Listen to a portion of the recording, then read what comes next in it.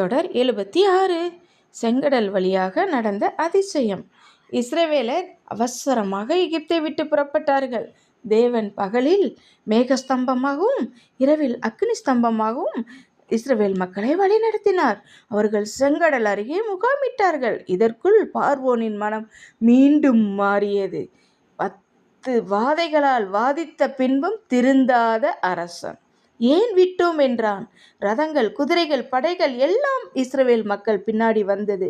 மக்கள் பயந்தார்கள். இத்தனை அதிசயத்தை கண்டும் இஸ்ரவேல் மக்கள் பயந்தார்கள். எகிப்திலேயே நாங்கள் இறந்திருக்கலாமே என்றார்கள். மோசே சொன்னான், பயப்படாதீர்கள், நில்லுங்கள், கர்த்தர் செய்யும் இரட்சிப்பை இன்று பாருங்கள் என்று. தேவன் சொன்னார் மோசேயிடம், நீ முன்னேறு என்று. மோசே தன் கோலை கடல் மேல் நீட்டினான். காற்று இரவு முழுவதும் வீசியது. கடல் பிளந்தது. நீர் இருபுறமும் சுவராய் நின்றது. என்ன ஒரு ஆச்சரியம்! மக்கள் உலர்ந்த தரையில் நடந்து கடந்தார்கள். மோசே மீண்டும் கோலை நீட்டினான். நீர் திரும்பி வந்தது. ரதங்கள் மூழ்கின. இஸ்ரவேல் கர்த்தரின் பெரிய கரத்தை கண்டது. அடிமைகள் ஒரு இரவில் சுதந்திர ஜனமாகினர்.